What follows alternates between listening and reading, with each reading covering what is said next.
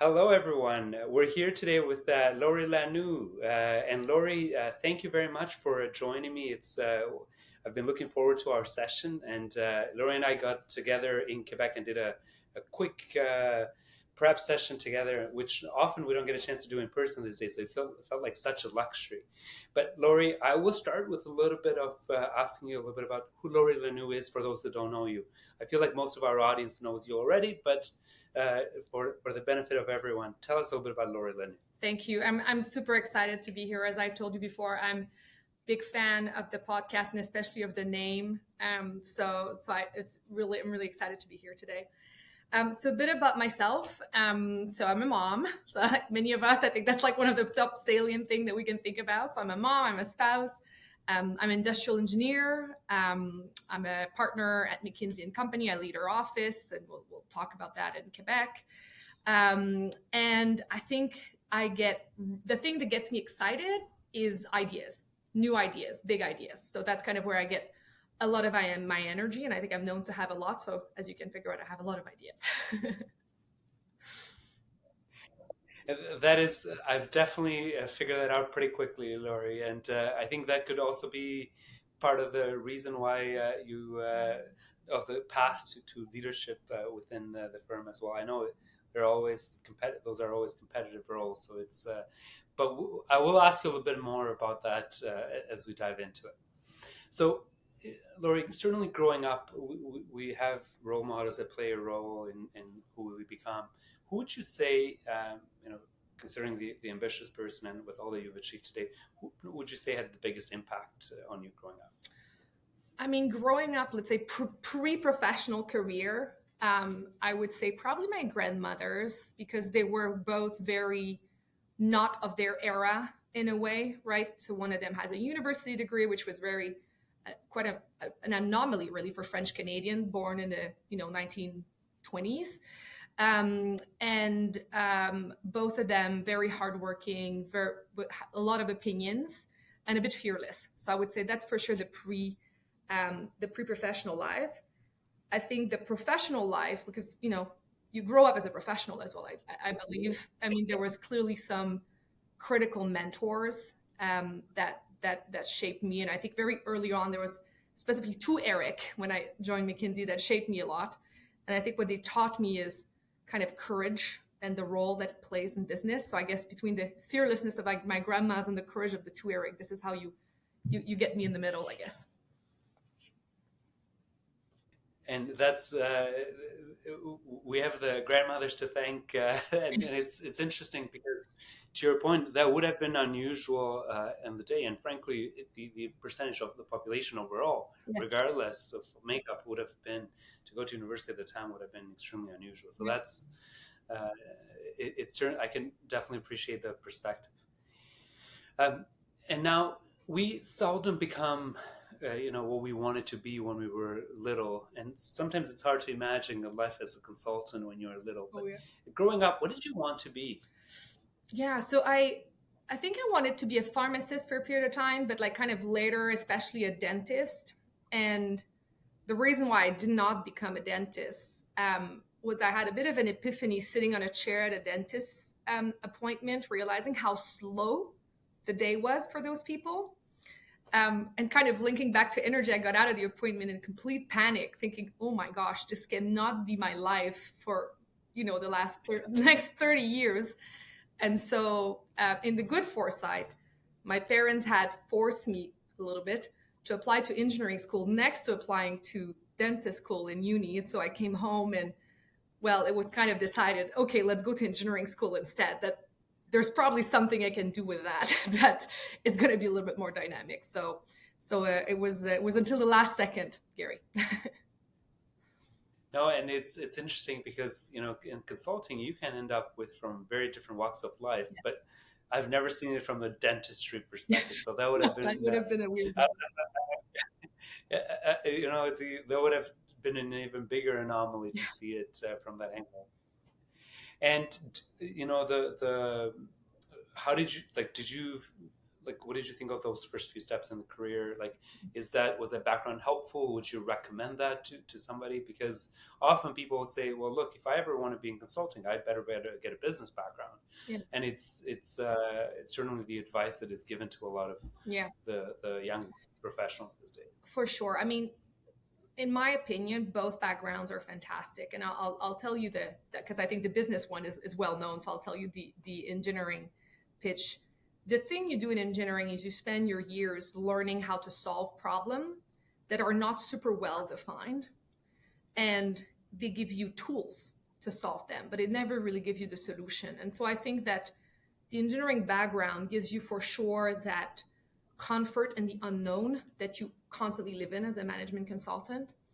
And the other thing that it gives you is the very advanced mathematics, which in nowadays, right, in the 2023 onward world, we all need to be technically savvy. We all need to be comfortable in very complex situations. And so I do think in that sense, it was a happy random mistake, I guess, or a happy thing that I ended up going in engineering. So for me, I don't regret it. And obviously I do it about operations. So I've also never stayed super far from my industrial engineering origin.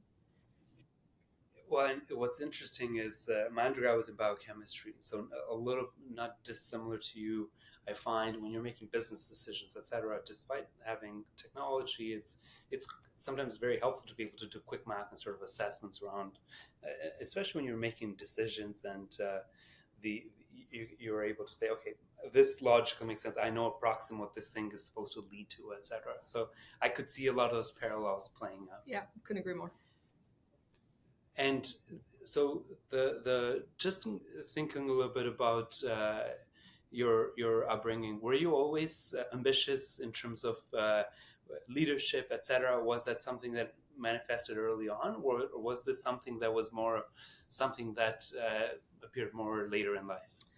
No, I think it would be fair to say that I always kind of had this appetite to lead. I think it materialized more probably in my strong identity to be part of institutions or group that I was kind of affiliated to. So whether it was sport or it was like in school and like school government, right, which is kind of a place where you can typically test a little bit your leadership skill earlier on in your life. And I think that leadership at the intersection of being a citizen for me is a very strong and powerful drive I have. And therefore, whether it is my role with it, like growing within the firm or growing as a business person as part of a community where we have societal issues we're trying to progress. I mean, this drive, I feel like always had the need to be part of something, right? To lead and be part of something. I cannot be passive, right? When I look at situations, at ideas, at organizations. And I didn't know that part, Laurie, but if I were a betting man, I was like, I have a feeling from student government Yes, or from exactly. things early on. Laurie had been doing this. This isn't something that just later on was like, you know what, I think I could do this. It's that there was a confidence built up pretty quickly. Thanks.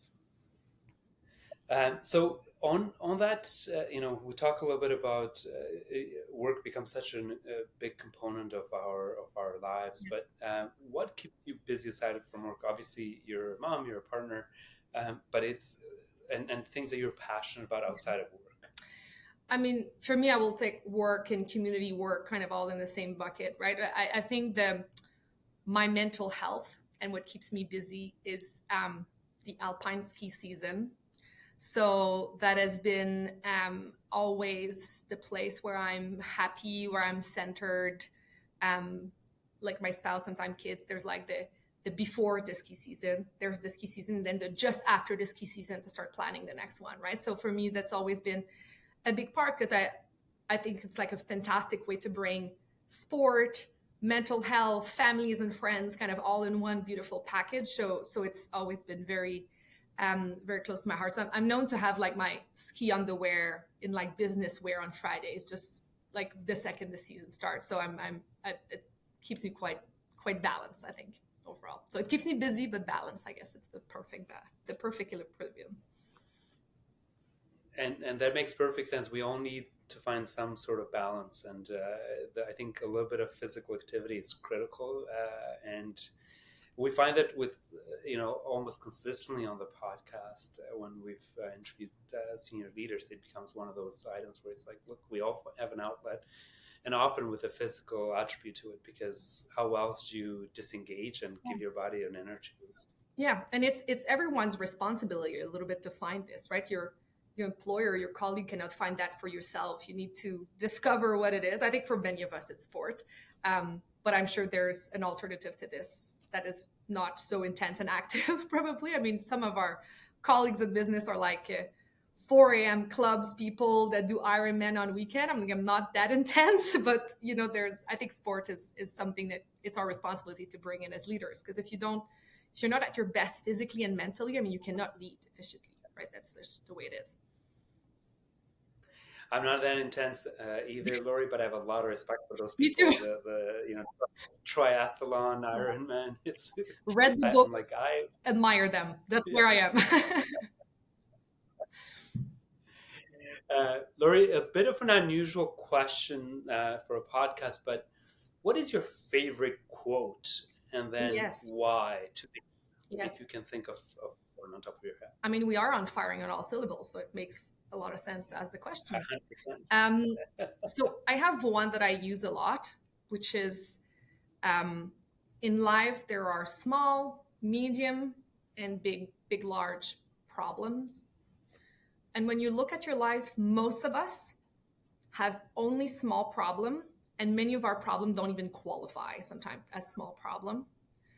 So I use that a lot to just remind myself how lucky I am. And like whenever I get stressed or something, I'm like, wait a minute, this is not really a problem. This is barely an obstacle, right?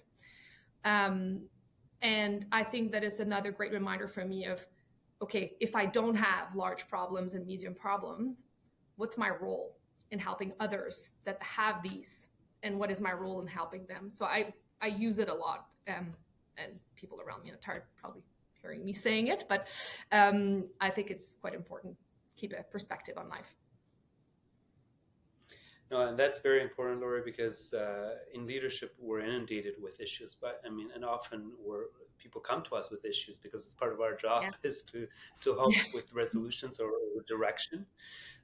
So that type of thinking is critical, just for triaging and for prioritizing. Otherwise, it can seem overwhelming. But for things that truly are not that complex, or that, from an impact perspective, it's certainly nowhere near existential Yeah. crisis type issue. Yeah. Um, and Laurie, I know there will be a lot of people in the listening that will be curious around your career path. What would you say are some of the pivotal moments that help shape your career? Mm-hmm. So we already spoke a little bit about that dentist one that I can skip. So I guess the first step is, choosing engineering. Don't be a dentist. Yeah, Yes. exactly. Don't go into dentistry if you want to be management consultant. It's a tougher route. I'm sure it's feasible. Re- Um, really good profession, but maybe not for if you're going to management consulting. exactly. Um, so I mean, probably three. So of course there was the first decision, because it might not seem like so, but to go from a pure engineering school into management consultant is a bit of a pivot. And so that was for sure one critical moment in decision making that clearly accelerated my career, open to a lot of opportunities. So that's one. I'll circle back to it, but then the second part, which is you fast track a couple of years, a few more than a couple of years later, is also making the deliberate decision to become an equity partner and kind of starting to think about that, which is a pretty big hurdle, right? As you say, in professional services, not just at McKinsey or in consulting, right? It is a big step in one's career to decide to go for such a promotion, and so that was clearly a decisive moment. And of course, more recently, the designation as managing partner of a location, um, you know, completely different than the kind of the randomness, I guess, from earlier in my career, but also a big step. So if I unpack a little bit each of them, so the going into management consulting, a little bit typical to the Laurie of those days that was confused about her own university application. that was a little bit random. And in engineering school, we're not as well aware, I would say, of management consulting or consulting in general. It's a little bit more of a vague concept. So for me, it was very random where I received direct mail at my student apartment.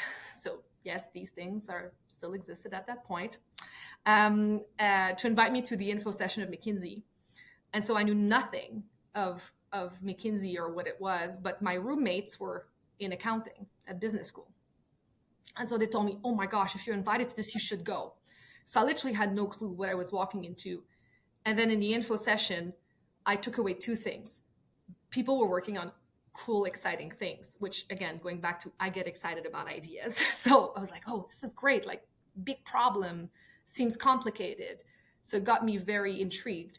And the second thing is I really liked the vibe of the people or the personality of the people that were there at the info session. So I literally made my decision on this seems kind of the question seems exciting and the people seem nice to work with. So again, a little bit more randomness, a little bit of like the early days career Laurie, which to be honest, translated in my early days at McKinsey as well, where we were just kind of getting excited by one thing and another thing. And I was kind of hopping around the world on different topics.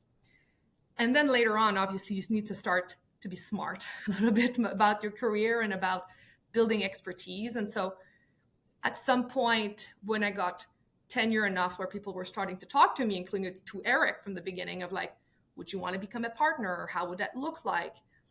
I think in that moment, I was clear on what I knew, the expertise I was building. I loved serving client. I loved the concept of service and of the work we were doing, the rigor in it. So that I knew I loved the place. I knew that becoming a partner would mean I would get access to even more of what I was doing today.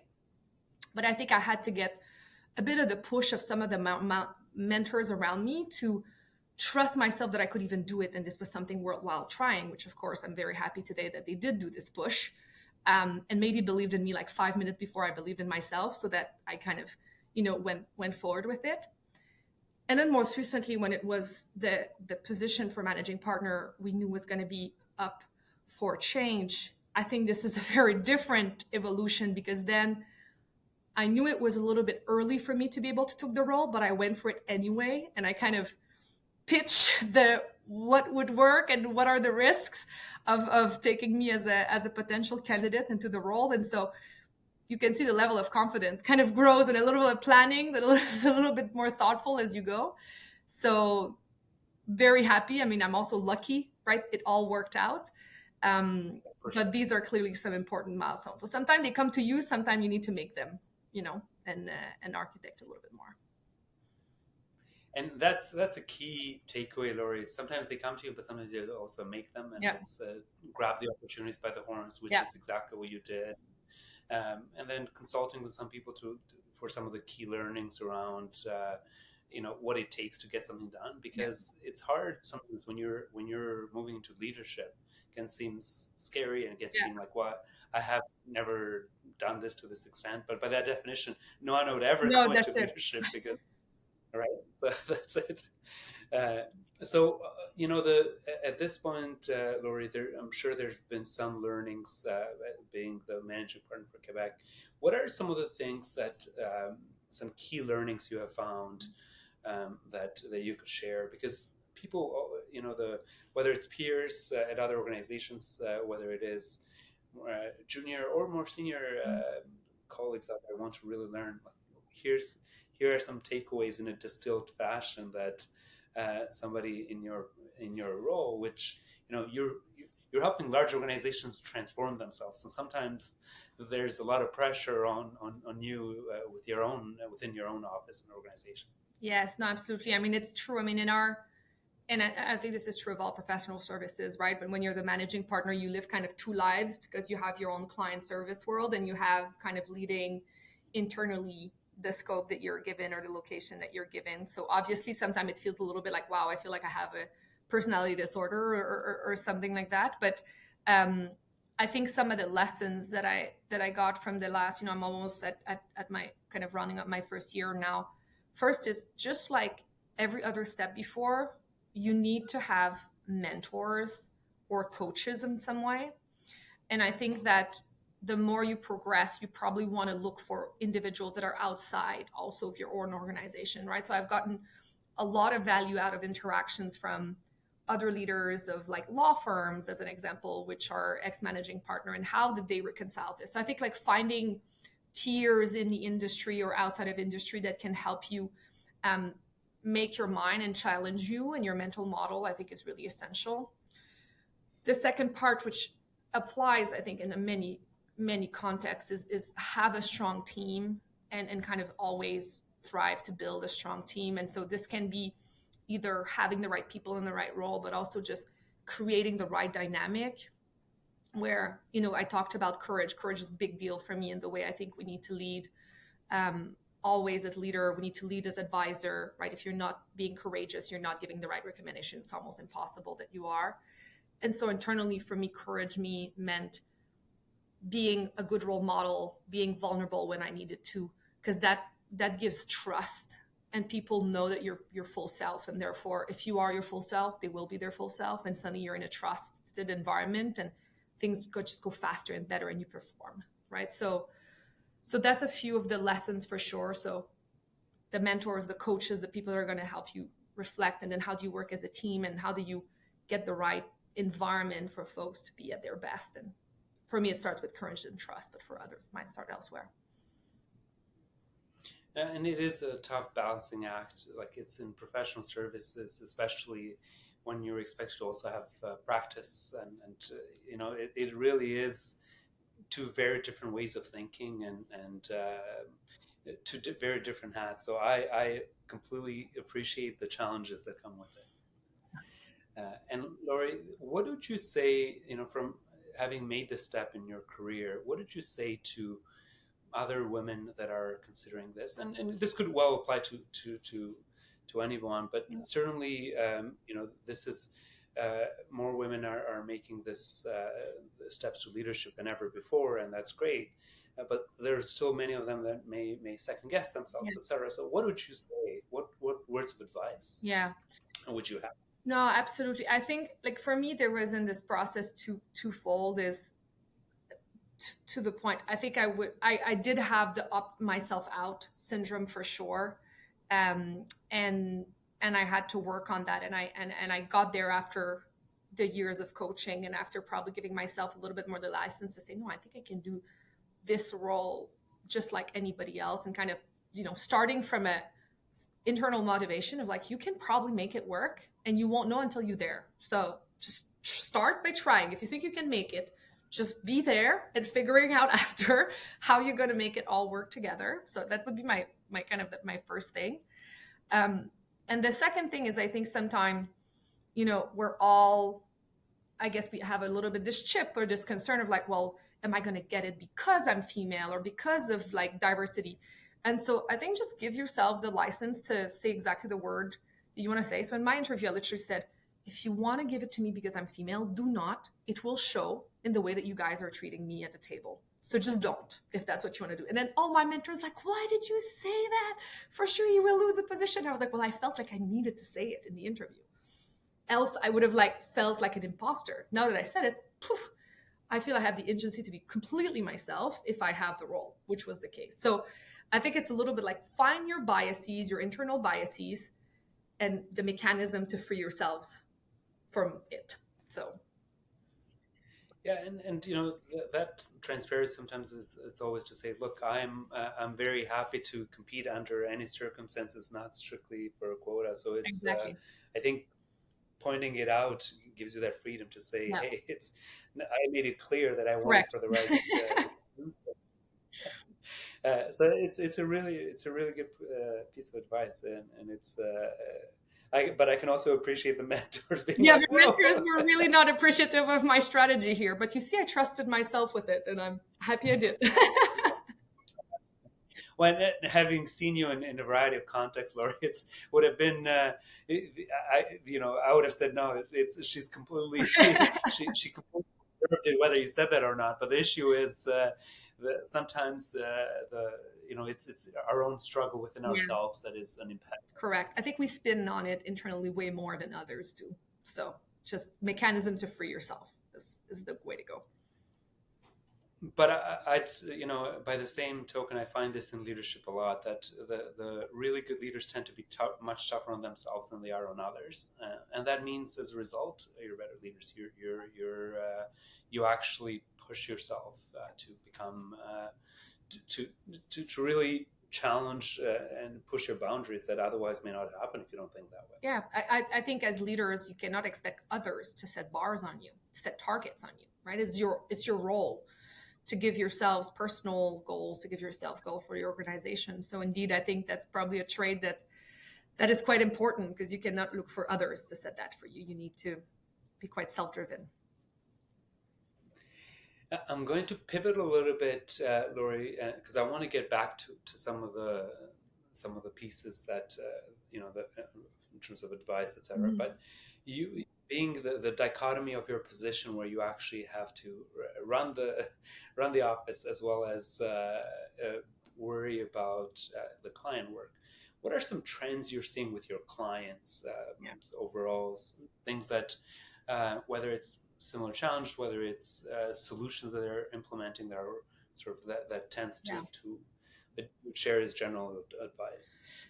Yeah, I mean, obviously, I mean, we're recording this in September 23, right? Things move rapidly. I mean, what we've seen is that clearly, I mean, across most of like what I would call the advanced industries, and those that are kind of sophisticated and relevant, at least to the East Coast of North America, what we've seen is that there's the pivot that was quite clear between kind of the last segment of 22 to the new year, right? Where a lot of the trends that we know were materializing around cost pressure and global tension, global supply chain issues, talent shortages. I think there was a click of everybody that was still in denial kind of joined the pack of no, this is happening, and these are things we'll need to address. We cannot just hold our breath and wait for them to pass. And so I think as we now are kind of well into 23, what we're seeing is that the world of complexity we were expecting, the world of you need to you have many battles on many fronts as an organization, whether they are internal or external, is clearly materialized. And so, what are people doing? They are working to shift a little bit some of their strategic initiative, right? What was expected last year, very oriented on growth and on kind of the how am I going to absorb more of my cost by just growing and kind of being able to just flex that muscle. People are reverting to, okay, how do we become more efficient? How do we become more productive, more resilient as organization? And how do we tackle the new challenges of the day, which is, we're now all clear, most of us are clear, that sustainability is a major challenge, that we have resilience issue across our industry, which sometimes, depending on the industry, has massive impact, right? If you're delivering bubble gum, it's fine, that you have a bit of a shortage, but if you're delivering critical medicine, a little bit more of an issue, right? So how are these things going to reconcile? So I think a lot of people are regearing their strategic priorities along productivity, resilience. And of course, the big lever across many of these is digital analytics, AI, and kind of automating away probably some of the problems we're having. No, and I can appreciate that. And Laurie, along those lines, many organizations are often find themselves in a situation of, look, efficiencies are always good to find. This is certainly the perfect time for it, but we never know when we come out of this and sort of go back to an upswing. How do you, in your opinion, how does an organization stay prepared for growth while still, sort of trying to make sure they are keeping the engine running during periods of uncertainty? Yeah. It's funny you say this. Like, what I observe is that people can gear for growth pretty rapidly, because worst case is you scale for growth in an inefficient way, right? That's kind of the worst case scenario, is you throw people at the problem and you throw more external support at the problem. I think gearing up for a pressure cycle or a shrink cycle or a flat cycle, that's way more difficult. And so I think that the obsession for growth that we all have, I have it too, right? We all have it. I think we need to remember that every win you make in the other cycle typically helps you for the growth cycle. So I see you laughing, Gary. So I think you agree with me to a certain extent, right? It's really good advice, because if we learn anything from 2020 till last year, is that many organizations did grow inefficiently. I mean, you saw a lot of them Yeah. scaling back, and you saw that in the tech sector, et cetera. And it's like, so now they're all like, no, no, we must do this efficiently, Yes. otherwise.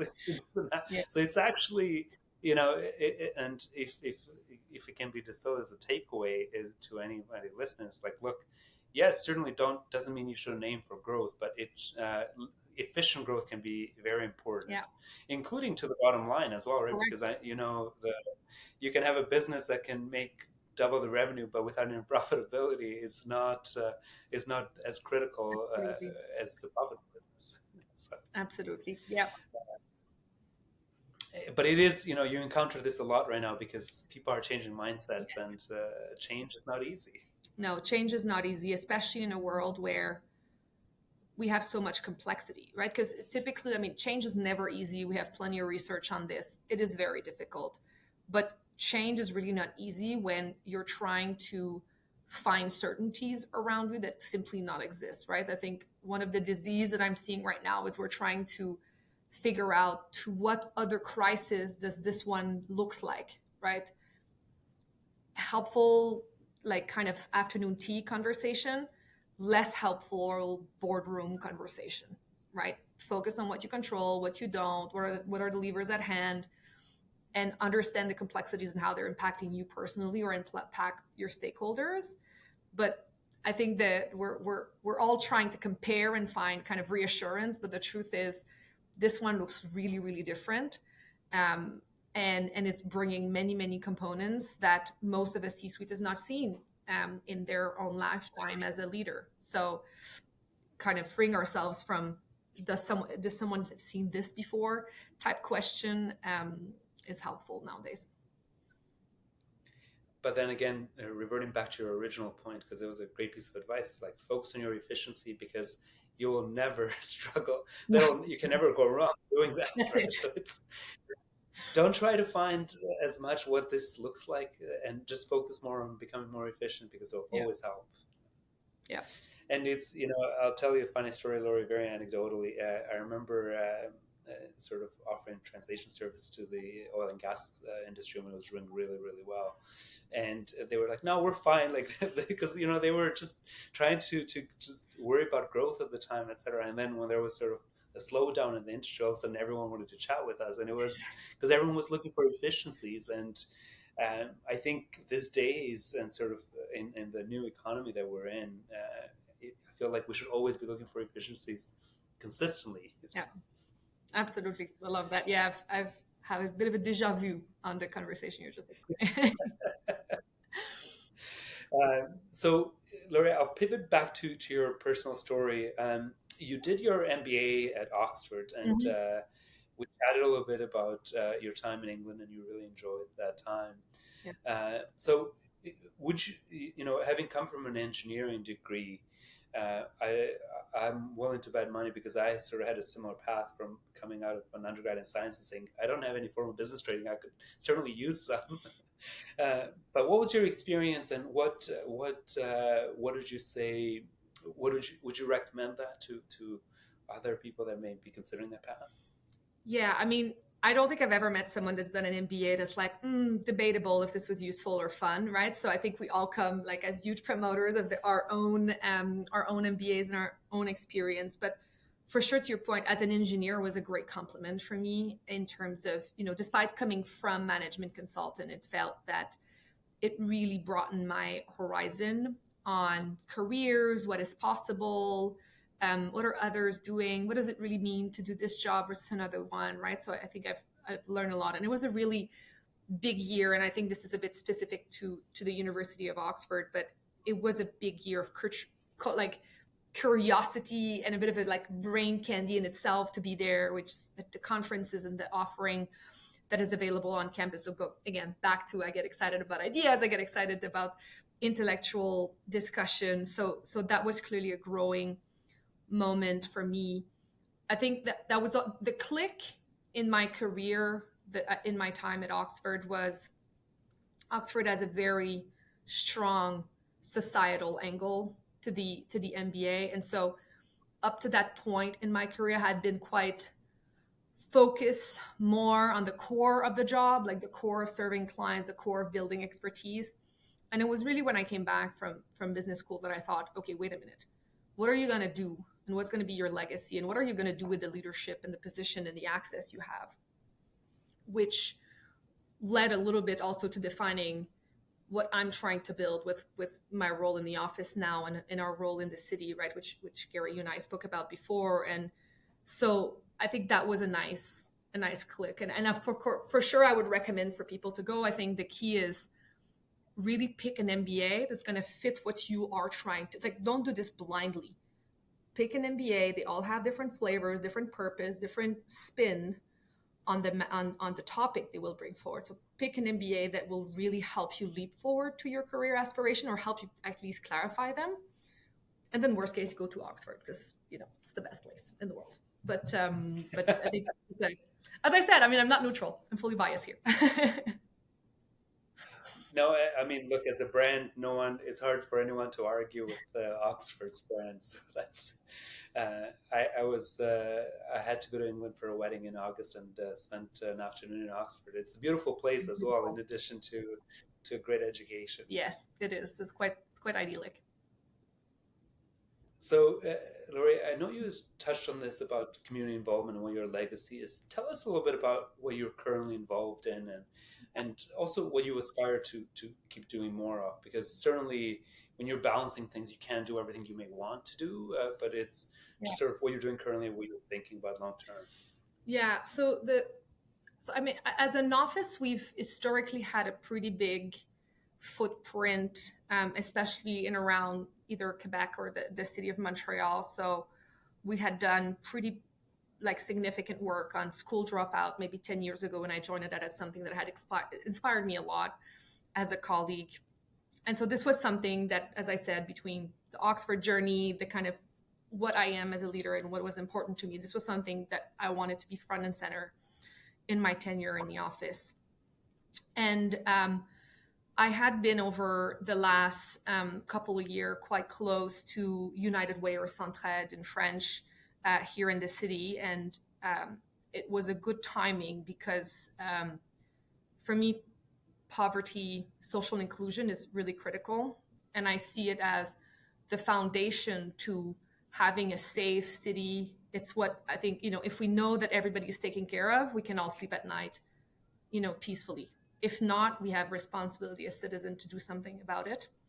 And Centraide is the expert on poverty and on social inclusion, and they have a track record that is impressive. So for me, as like someone that likes rigors and facts and expertise, right? They're kind of the perfect foundation to be associated with. And so last year we started a big journey on one of the biggest root causes that Centraide has identified for our city, which was our subsidized housing shortage and the housing shortage as a whole, and what were the ripple effect on society. And so I had really the honor to be leading the charge on some of the research that Centraide needed to do their role as the convener and the mechanism to put all the right people at the table. And so contributing on that fact base, I think, is going to be one of the most exciting thing that I got to do in my career thus far. And the work continues, right? We've partnered with them for almost 12, 13 years, right? We've done 2 previous pro bonos for them on their strategic planning, where now we did this one on housing, and there's more to come. And so I think finding these non-for-profit that are really shaping the city and moving them forward, or shaping the province, is something that I'm quite excited about. Laurie, United Way is close to my heart. It was one of the first few boards I was on, and for the same reasons, I always found it so valuable to the respective Yeah, community. So very excited to hear your passion about it. thank you.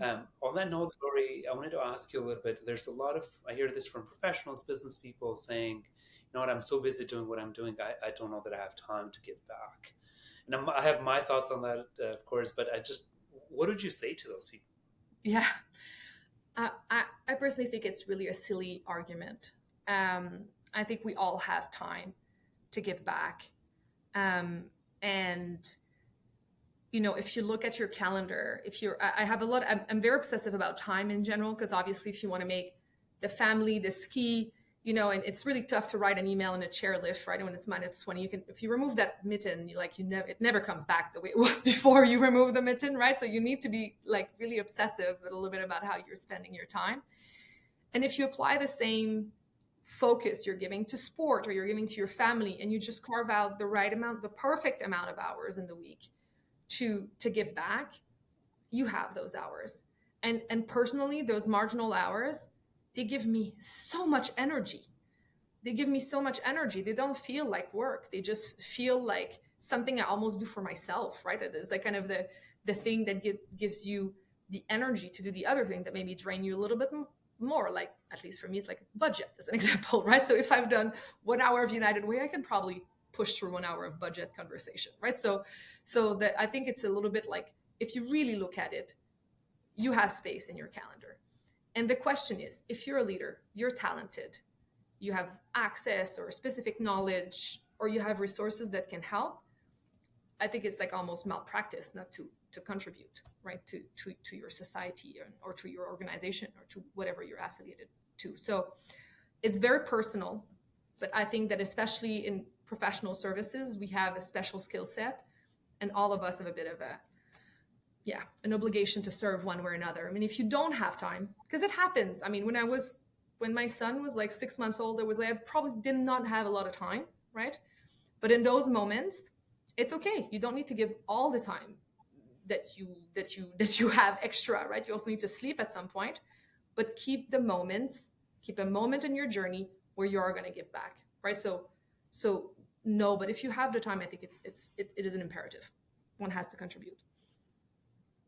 And I think it's a great way to think of it, Laurie, is that it's something incumbent upon all of us to give back to our communities in whatever way we can and as Yeah. much as we can. But knowing that, much like the physical activity gives us Yeah. energy, and we've heard on this podcast before, frankly, it also opens up networks, etc., Yes. that sometimes you don't get a chance to meet strictly in your professional context. Absolutely. Yeah, exactly. I mean, it creates bridges that you would never maybe even have thought about. So, absolutely.